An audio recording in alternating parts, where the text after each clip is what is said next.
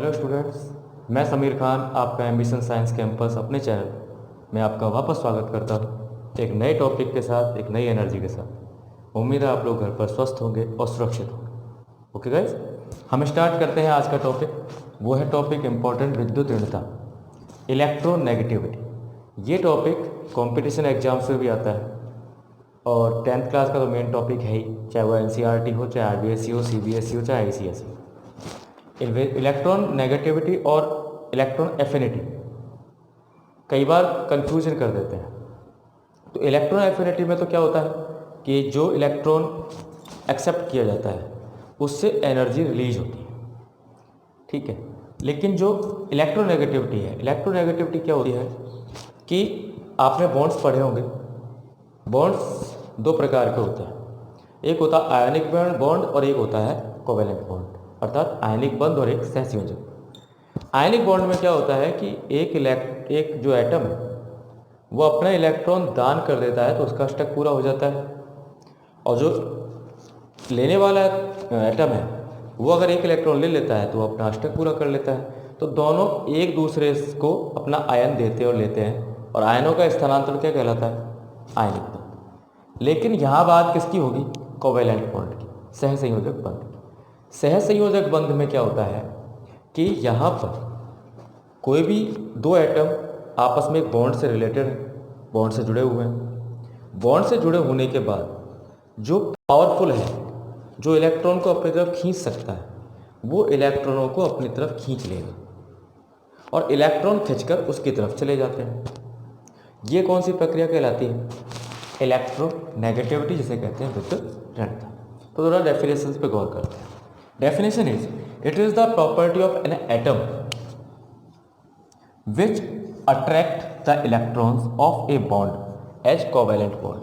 Covalent bond में कोई भी एक एटम जो कि उस बॉन्ड में उपस्थित इलेक्ट्रॉन्स को अपनी तरफ अट्रैक्ट कर लेता है, और जिस पावर से वो अट्रैक्ट करता है वो पावर उसकी क्या कहलाती है? विद्युत ऋणता या इलेक्ट्रोनेगेटिविटी।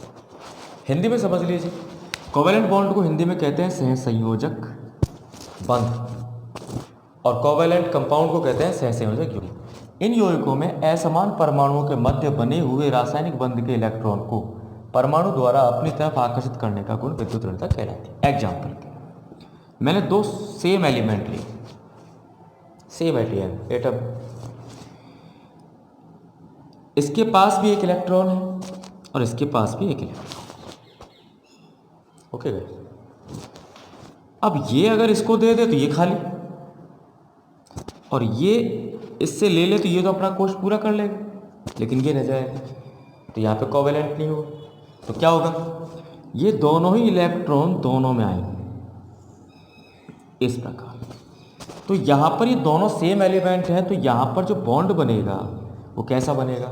कोवेलेंट बॉन्ड बनेगा। लेकिन असमान परमाणु है क्या? देखिए, क्या असमान परमाणु है? नहीं। क्यों? क्योंकि यहाँ पर इलेक्ट्रॉन कहाँ रह जाएंगे? बीच में, और दोनों यूज कर लेंगे। लेकिन एक अगला एग्जाम्पल मैं लेता हूँ, HCl। देखो, पहले तो हमें वर्ड समझना है इलेक्ट्रोनेगेटिविटी। नेगेटिविटी का मतलब ऋणात्मकता, और आप ये जानते हो ऋणात्मकता किन में आती है? नॉन मेटल्स में। किस में आती है? नॉन मेटल्स में। और नॉन मेटल्स में आपने पढ़े हुए हैं nitrogen, oxygen, fluorine, chlorine, bromine, iodine. ये सब आपने किस में पढ़े? नॉन मेटल्स में पढ़े। तो यहाँ पर सीधी सी बात है, एक आइडिया छोटा सा तुक्का है, एज ए तुक्का।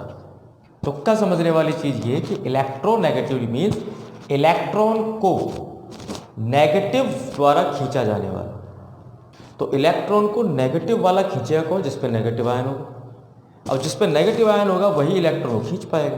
तो देखिए, मैं अगर आपसे पूछूं H और Cl दोनों में से नेगेटिव कौन है, तो हम क्या कहेंगे? क्लोरीन है, क्योंकि ये जो क्लोरीन है वो कौन सी गैस है? Halogen gas. कौन सी गैस है? Halogen gas.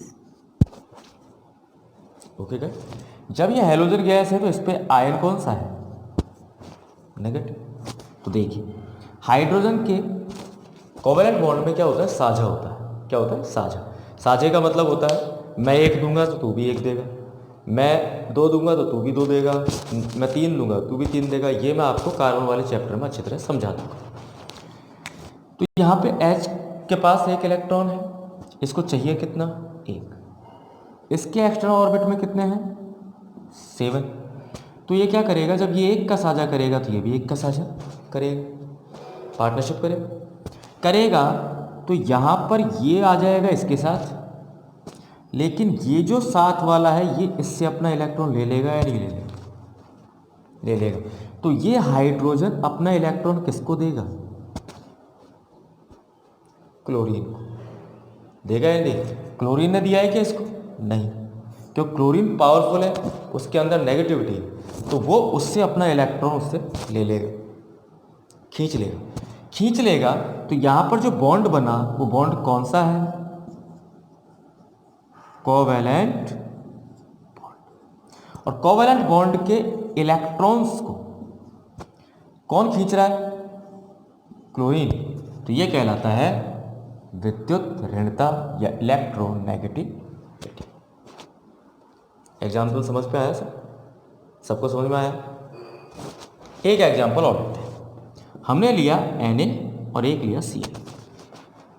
Okay guys, Na और Cl जो है दोनों ही अलग अलग एटम है, अलग अलग परमाणु, लेकिन यहाँ पर पॉजिटिव और नेगेटिव आयन है। यहाँ पर दोनों है, आयनिक भी है और कोवेलेंट भी है। यहाँ पर ये सोडियम, देखो यहाँ पर हम कोवेलेंट क्यों बोल रहे हैं? क्योंकि यहाँ पर साझे द्वारा इसने अपना कोष पूरा किया 2। लेकिन अब यहाँ पर देखो 281 होता है और ये होता है 287, आया ना? मैं इसको हटा देता हूँ। ये अपना 1 इलेक्ट्रॉन दे देता है, तो इसका देखो लास्ट वाला ऑर्बिट कंप्लीट हो रहा है। कंप्लीट हो रहा है या नहीं हो रहा है? हो रहा है। ये 1 ले लेता है तो इसका ऑर्बिट कंप्लीट हो जाएगा या नहीं हो जाएगा? अब ये लेगा कैसे? किस पावर की वजह से लेगा? वो लेगा किसकी वजह से? विद्युत ऋणता की। किसकी वजह से लेगा? विद्युत ऋणता की वजह से। तो इसके पास जो 1 एक्स्ट्रा इलेक्ट्रॉन है वो इसको दे देगा। इसने प्यार से नहीं दिया, इसने खींचा है। लेकिन क्या यहाँ पर साझा हो रहा है? साझा नहीं हो। तो विद्युत ऋणता को अच्छी तरह समझने के लिए हमें किसका आवश्यकता पड़ती है? कोवेलेंट बॉन्ड की। किसकी आवश्यकता पड़ती है? कोवेलेंट बॉन्ड की। ओके, इसके मैं एग्जांपल आपको कुछ अभी बता दूंगा, ठीक है? तो हमने जो पढ़ा वो विद्युत ऋणता, देखिए HCl और NaCl का जो एग्जांपल बताया मैंने, HCl में इलेक्ट्रॉन Cl की तरफ जा रहे हैं, NaCl में भी इलेक्ट्रॉन कहाँ जा रहे हैं? Cl की तरफ जा रहे हैं। देखिए दोनों तरफ आप देख सकते हो। हाँ भाई, अब हमारा टॉपिक है ग्रुप्स में और पीरियड्स में चेंज। अब ग्रुप्स में और पीरियड्स में चेंज कैसे होता है? तो सबसे पहले थे जो मैं आपको स्टार्टिंग से बता रहा हूँ, ग्रुप्स में क्या होता है, हम कहाँ जाते हैं? ऊपर से नीचे। कहाँ जाते हैं गाइस? ऊपर से नीचे, मीन्स ऐसे, ठीक है? सेकंड, ऊपर से नीचे आने पर क्या क्या बढ़ता है बताइए? ये हम कई दिनों से पढ़ रहे हैं। पहला क्या बढ़ता है? कोशों की संख्या बढ़ती है। तीसरा, कोशों की संख्या बढ़ती है तो प्रबल नाभिकीय आवेश या आकर्षण बल घटता है। जब प्रबल नाभिकीय आवेश घटेगा तो क्या होगा? विद्युत ऋणता अर्थात इलेक्ट्रॉनों को खींचने की जो पावर है वो क्या हो जाएगी? कम होती जाती है। और सबसे कम विद्युत ऋणता किसकी होती है? फ्रांसियम की।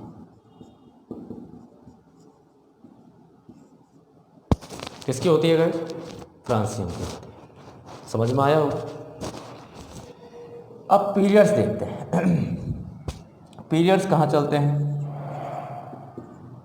बाएं से दाएं। कहाँ चलते हैं? बाएं से दाएं। सेकंड, अब लेफ्ट टू राइट जाने पे क्या होता है, इलेक्ट्रॉन्स बढ़ते हैं पर कोश बराबर होते हैं। ठीक है। थर्ड थिंग, इलेक्ट्रॉन बढ़ते हैं लेकिन कोश उतने ही है, लेकिन बाएं से दाएं जाने पर क्या होता है, प्रभावी नाभिकीय आवेश बढ़ता है। तो परमाणु आकार, परमाणु त्रिज्या घटती है, व विद्युत ऋणता का मान बढ़ जाता है। अतः बाएं से दाएं जाने पर क्या होगा, विद्युत ऋणता का मान बढ़ेगा। अतः सबसे अधिक विद्युत ऋणता फ्लोरीन की होती है। किसकी होती है, फ्लोरीन। समझ में आया। यहाँ पर देखिए ऊपर से नीचे आने पर कोशों की संख्या बढ़ती है, प्रबल नाभिकीय आवेश घटता है, इसलिए विद्युत ऋणता क्या हो जाती है, कम हो जाती है। और सबसे कम विद्युत ऋणता किसकी है, फ्रांसियम की। किसकी है, फ्रांसियम। अब देखो आप कैसे, पहले ग्रुप में जब देखते हैं ऊपर से नीचे hydrogen, lithium, sodium, potassium, rubidium, caesium और फ्रांसियम, ये जब आते हैं तो सबसे नीचे कौन आता है, फ्रांसियम। तो अगर मैं आपसे पूछूं कि सोडियम और फ्रांसियम में से किसकी विद्युत ऋणता ज़्यादा होगी, तो आप कहेंगे सोडियम की, फ्रांसियम की नहीं कह सकते। लेकिन लेफ्ट टू राइट जब जाएंगे सबसे ज़्यादा किसकी है, फ्लोरीन की। तो फ्लोरीन सबसे ऊपर में है और फ्रांसियम का है सबसे नीचे में, लेफ्ट साइड। तो सबसे कम किसकी होगी, फ्रांसियम की। और सबसे अधिक विद्युत ऋणता किसकी है, फ्लोरीन की। क्योंकि बाएं से दाएं जाने पर इलेक्ट्रॉन्स तो बढ़ते हैं लेकिन कोश बराबर होते हैं। कोश बराबर होते हैं तो प्रबल नाभिकीय आवेश बढ़ता है, और प्रबल नाभिकीय आवेश बढ़ता है तो इलेक्ट्रॉन नाभिक की तरफ खिंचते चले जाते हैं, क्योंकि वहाँ पे इलेक्ट्रॉन की नेगेटिविटी ज़्यादा हो जाती है और उसके कारण वहाँ विद्युत ऋणता बढ़ती है बाएं से दाएं जाने पर। अतः हम कह सकते हैं कि सबसे ज़्यादा विद्युत ऋणी तत्व कौन सा है, इलेक्ट्रॉन नेगेटिविटी सबसे ज़्यादा किस तत्व में पाई जाती है, तो हम कहेंगे फ्लोरीन।